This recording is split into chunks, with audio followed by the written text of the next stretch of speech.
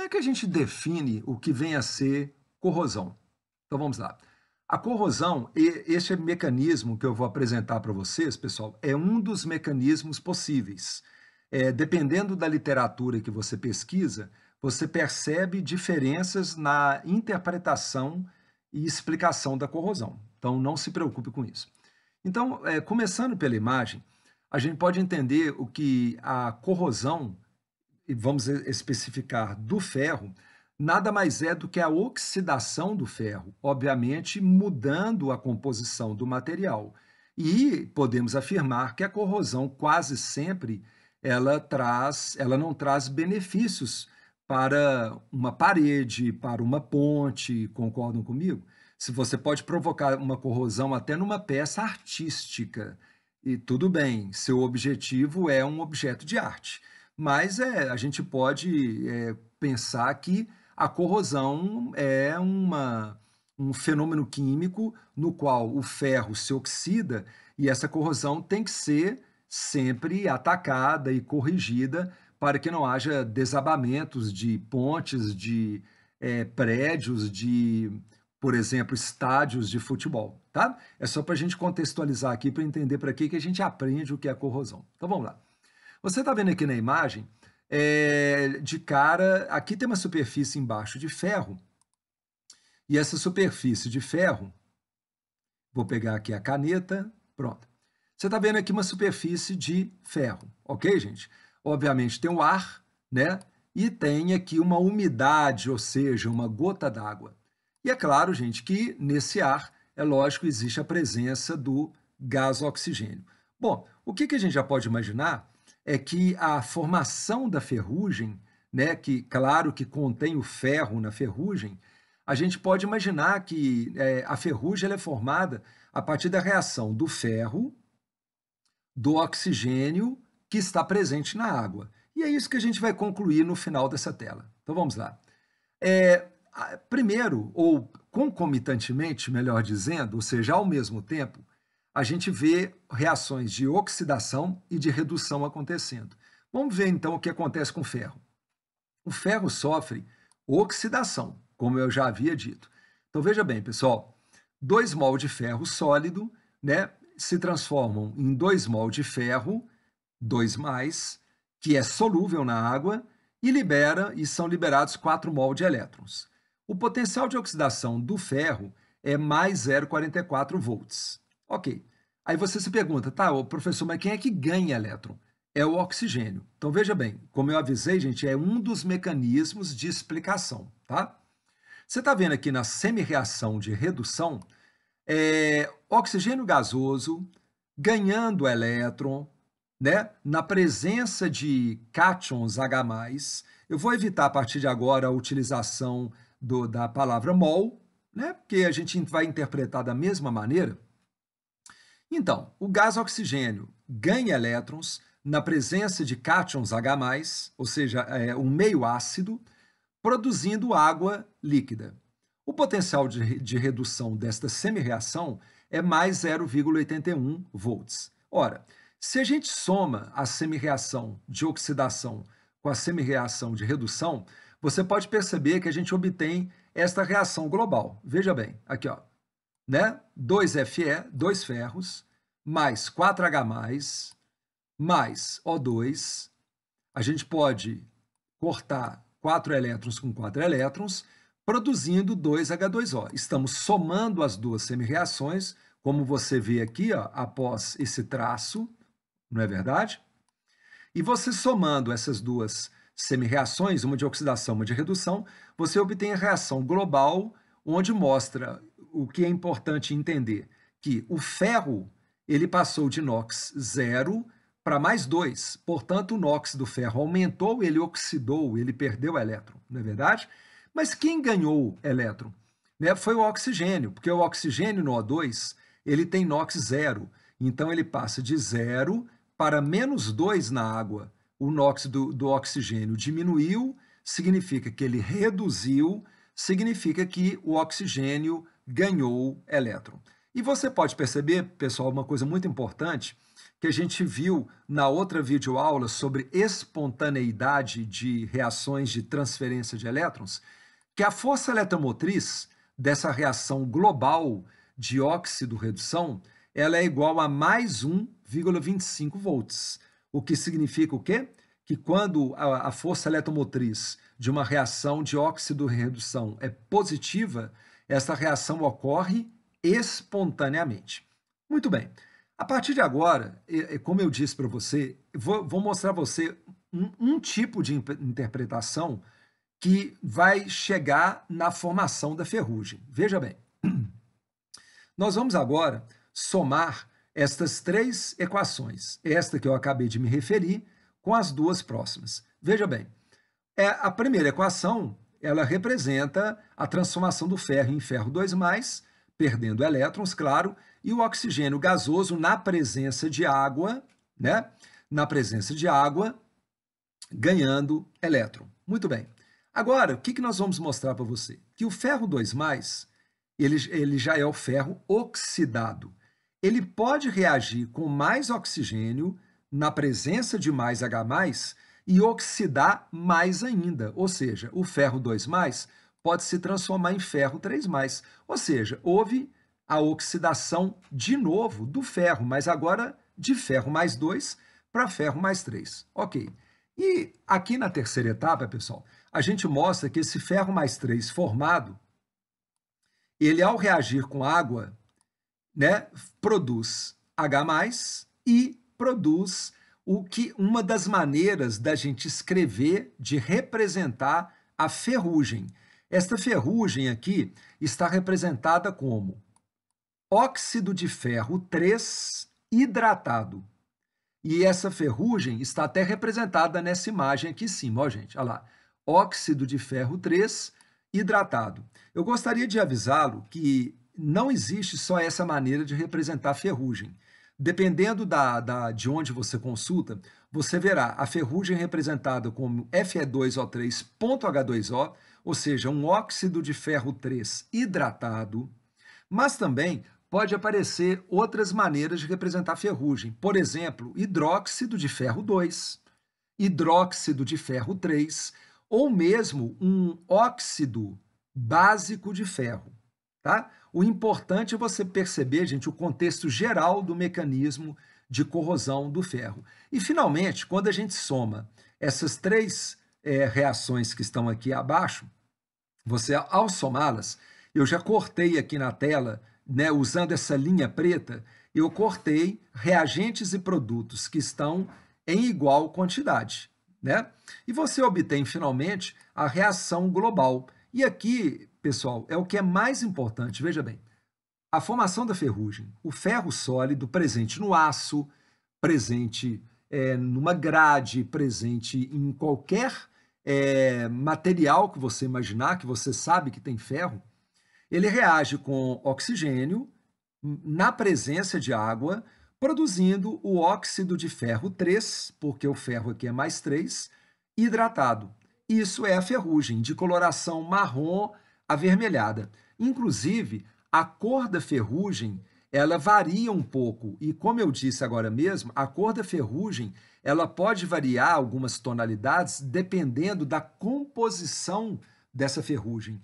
O que é importante você entender, gente, que na ferrugem, o ferro, que era metálico, portanto, ele era NOx, ele tinha NOx 0, ele agora está na forma oxidada. Isso que é o importante, ok? Então, espero que você tenha entendido de uma maneira geral o mecanismo. Gostaria só de mostrar aqui na imagem, só para você ficar mais tranquilo, aqui, ó. O ferro, ele perde elétrons, portanto, ele oxida, ele se transforma em ferro 2+, mas como a gente mostrou ali abaixo, esse ferro 2+, ele pode continuar a ser oxidado pelo oxigênio, se transformando em ferro 3+. E esse ferro 3+, em contato com o oxigênio que ganhou o elétron, ele reage formando, como a gente já falou, vale a pena repetir, o óxido de ferro 3 hidratado. Ok, pessoal? Então, espero que tenha ficado claro. Queria só comentar uma coisa com vocês. O anodo é o ferro, porque é o ferro que está oxidando. E o cátodo seria uma região um pouco distante daquela região onde o ferro está se comportando como anodo. Ok, gente? Tanto que o cátodo, você pode perceber que ele está sendo representado aqui no próprio ferro, mas ele está numa outra região do ferro.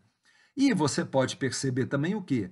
Que esse cátodo, ou seja, essa região aqui, está em contato com o oxigênio, concorda? Porque quanto maior a concentração de oxigênio ali, é mais fácil que ali haja o quê? A redução. Cátodo é o lugar onde ocorre a redução. Então ficou claro? Porque mais à direita é o anodo e mais à esquerda é o cátodo? Tá tranquilo? Vamos lá então. Feito isso, gente, nós vamos entrar agora numa parte muito interessante que você entendeu o que é corrosão, como é que se forma a corrosão que contém o ferro oxidado na presença de oxigênio e de umidade presente ali também. Agora a gente vai ver vários mecanismos que a gente pode usufruir deles para poder o quê? Evitar a corrosão, ou minimizar ou eliminar, depende do caso, ok? Então vamos lá, são vários e são muito interessantes, tá? Eu vou ler cada um com vocês. Alguns são rápidos e outros um pouco mais demorados. Então vamos lá. Uma maneira que é muito comum, gente, a gente vê no nosso cotidiano, é recobrir as superfícies metálicas com tintas, concorda? E, por exemplo, existe uma tinta que ela tem uma cor marrom alaranjada, ela tem um aspecto muito viscoso, que é a famosa tinta Zarcão, cuja composição é Pb3O4, ou seja, é um óxido contendo chumbo. E o fato de você pintar uma grade, né? Obviamente, gente, quando você está tratando, por exemplo, uma grade enferrujada, primeiramente você lixa, né, para tirar a camada de ferrugem, né? Faz um tratamento ali com uma lixa, depois você aplica a tinta Zarcão. Qual que é o objetivo? Essa tinta, ela isola a umidade do ar ou a própria umidade presente ali mesmo no metal e o oxigênio do ferro presente, por exemplo, numa grade. Ou seja, é uma maneira de isolar o ferro daquelas substâncias que provocam a corrosão do ferro, que seria água e oxigênio, ok, gente? Gostaria de lembrá-lo, e você sabe disso, que regiões marítimas ou regiões costeiras, a taxa de corrosão dos materiais é maior, né? Por quê? Devido à presença dos sais minerais. Ou seja, o meio se torna mais eletrolítico, existe uma condutibilidade elétrica maior do meio devido à presença dos sais minerais. Acho que todo mundo então sabe que águas salgadas ou mesmo atmosferas próximas, né, à região costeira, a gente sabe que ali a questão da corrosão ela ocorre numa velocidade maior, ok? Tranquilo? Vamos lá. Olha que interessante isso aqui, gente. Sabe essas latas de alumínio, essas latas de alimentos que a gente compra? Ah, lata de salsicha, lata de ervilha, lata de milho. Olha que interessante. É chamada, o tratamento dessa lata, o material usado é chamado folha de Flandres.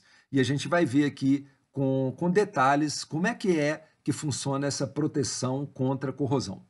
Então vamos lá, latas de alimentos e bebidas contendo ferro. Sim. Você aplica um revestimento tanto internamente quanto externamente com estanho. E veja bem, gente, o funcionamento dessa película de estanho interna e externamente. A camada de estanho evita o contato do ferro com a água, o oxigênio e o alimento. No entanto, se uma lata estiver amassada, esse revestimento de estanho, devido à lata estar amassada, pode se danificar e assim ocorrerá a oxidação do ferro, já que seu potencial de oxidação é maior do que o estanho. Gente, olha que curioso. Eu peguei aqui para gente, você está vendo aqui duas semirreações. A primeira é a semirreação de redução do cátion estanho, ou seja, o estanho ganhando elétron virando estanho metálico. E aqui eu peguei o potencial de redução dele, que vale menos 0,14 volt.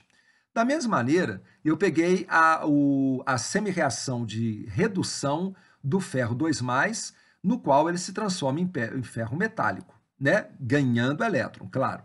E o potencial de redução também tem sinal negativo, isso é puramente coincidência. Ambos têm potenciais de redução com sinal negativo. Ora, se você imaginar que o estânio está oxidando e o ferro está oxidando, tudo bem, gente? Não são fenômenos opostos? Então você pode imaginar que você está invertendo aquelas duas semirreações de redução, obtendo dessa maneira duas semirreações de quê? De oxidação. Tranquilo? E, portanto, eu anotei aqui à direita os potenciais de oxidação. E nós já vimos na outra videoaula que os valores são os mesmos. Basta apenas inverter o sinal, uma vez que oxidação é o inverso da redução. E olha que curioso, você descobre aqui agora que a tendência do estânio em oxidar é menor do que a tendência do ferro em oxidar. Então, vê se você está entendendo o que está acontecendo.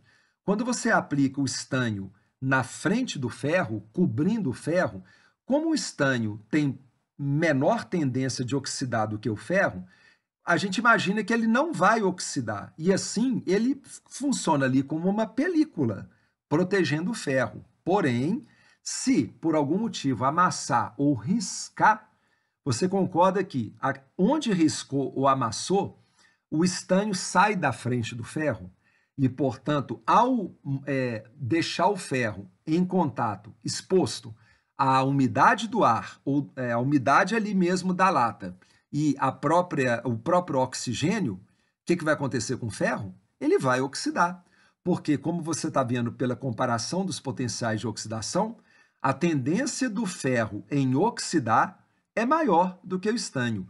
Por isso, pessoal, que a gente aprende com a nossa avó, com a nossa tia, na nossa casa, que não se deve comprar latas amassadas no supermercado. Eu garanto que você já aprendeu isso, concorda? E aí, qual que é o problema da oxidação? Além da lata sofrer corrosão, ela pode vir a furar, pode dar microfuros que às vezes não são visíveis ao olho humano, concorda?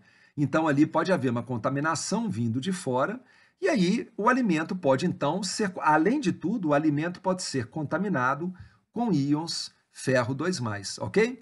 E além de tudo, pessoal, você pode também pesquisar isso, quando a lata é corrompida, a gente tem um problema que é aquela que pode ter uma proliferação de toxina botulínica, por exemplo, né? Então tem que tomar muito cuidado com isso. Ok. Para ficar mais claro, eu pesquisei na internet numa empresa que fabrica essa lata, que ela usa o que eles chamam de folha de Flandres. Para ficar mais claro para vocês, aqui é o revestimento de estanho, como a gente já havia dito. As latas de aço produzidas com chapas metálicas conhecidas como folha de Flandres têm como principais características resistência, inviolabilidade e opacidade, ou seja, não permite a entrada de luz. São compostas por folhas bobinas laminadas de aço com baixo teor de carbono, revestidas em uma ou ambas as faces com camada de estânio metálico, como a gente já explicou, em torno de 0,20%, e óxido de cromo, 0,007%, aplicado por um processo eletrolítico contínuo. A questão da eletrólise, gente, nós vamos ver em outras videoaulas, que é a deposição, né, aplicando corrente elétrica, ok? Bom, esses materiais citados, eles protegem contra a oxidação e evitam a decomposição dos alimentos. Gente, olha que interessante, olha quantas camadas tem nessa lata que a gente usa no nosso cotidiano. Tem o aço base, uma camada de liga, depois vem o estanho livre, aí vem filme de óxidos de passivação. O que vem a ser óxidos de passivação? São óxidos que funcionam como uma película física que protege o contato do ferro com a água e o oxigênio, tá? E uma camada de verniz. São várias camadas, ok, gente? Beleza aí? Vamos lá, então? Gente, outra maneira de proteger o ferro contra a corrosão é uma expressão que muita gente conhece. Ela é muito comum, as pessoas falam no cotidiano, que é a galvanização. O que vem a ser galvanização? É a deposição de zinco sobre o ferro.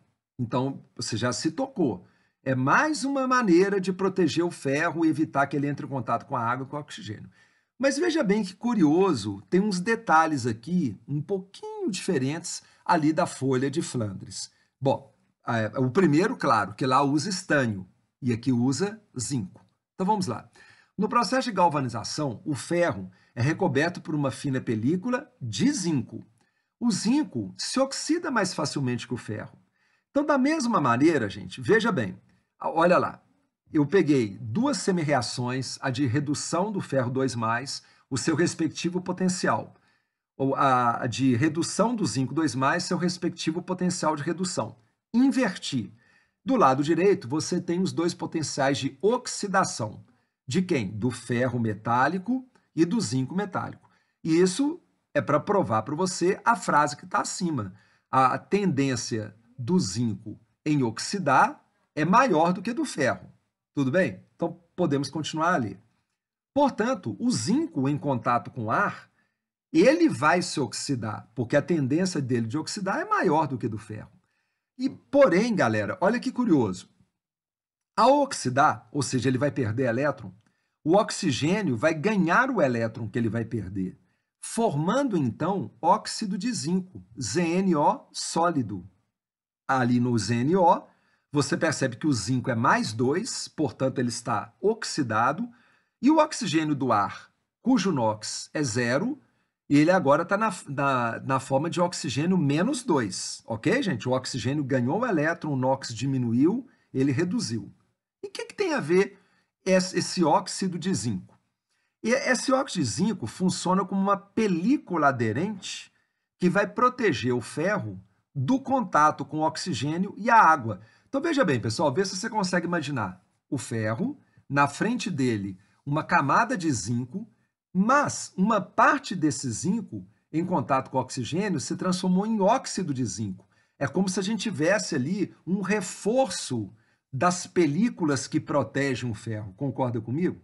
Então, a galvanização funciona adequadamente. Porém, veja bem, no caso dessa película ser riscada, parecido lá com a folha de Flandres, que contém o estanho, e, né, gente, quando essa película é riscada e sofreu um desgaste, o ferro exposto ao ar se transforma em ferro 2+. Por quê? Porque o ferro, como a gente viu ali em cima, ele tem uma tendência maior de perder elétrons. No entanto, veja o que vai acontecer, né? Ele tem uma tendência menor? Tem, mas o ferro ele está exposto, entende? Se ele está exposto, ora, por que não ele não poderia perder elétrons? Mas veja bem, o ferro ele se transforma em ferro 2+, mas ele é imediatamente reduzido, portanto ele ganha elétron, porque ali ainda tem zinco contido no recobrimento. Entenderam a dinâmica? Ainda que o ferro perca elétron, e isso pode vir a acontecer, o zinco que está ali naquela região, ele tem uma tendência maior de oxidar. Portanto, ele preferencialmente, predominantemente, ele dará elétron para o ferro 2+, e o ferro 2+ vai reduzir, voltando então a ser ferro metálico. Curioso, você percebe que é uma dinâmica, o processo é dinâmico, ok, pessoal? Essa é a galvanização. Muito bem, aqui eu peguei uma imagem, né, para você ver que os pregos, esses canos metálicos, né, tudo é galvanizado, né, gente? Porque se a gente não galvanizar, a gente sabe que o ferro em contato com a água e o oxigênio, e na presença, inclusive, de micro-organismos, né, esse ferro virá a sofrer corrosão. E a gente já disse dos perigos, né, que advêm da corrosão de estruturas metálicas. Vocês estão vendo aqui como exemplo ferro galvanizado, ok? Muito bem.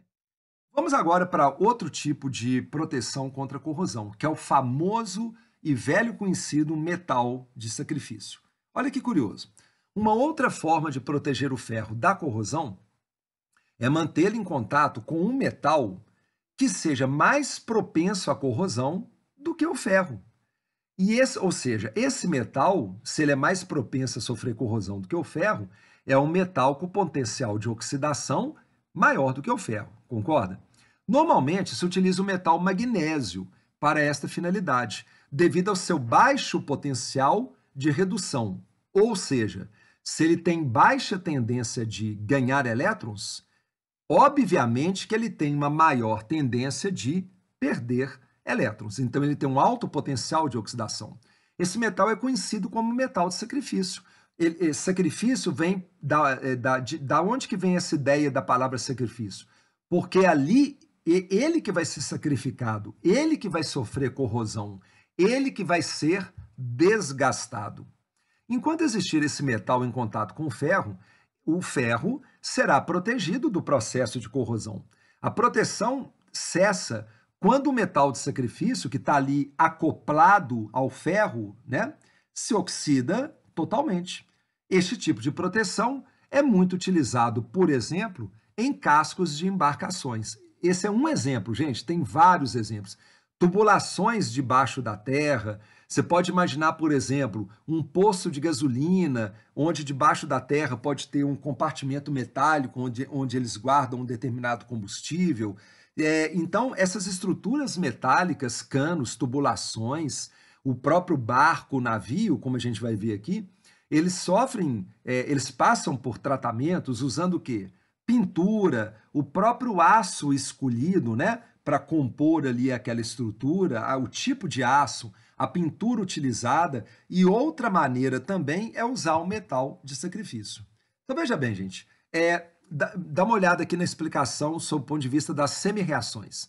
Mais uma vez, você está vendo ali do lado esquerdo a semi-reação de redução do magnésio 2+, e o valor é menos 2,37 volts, o potencial de redução.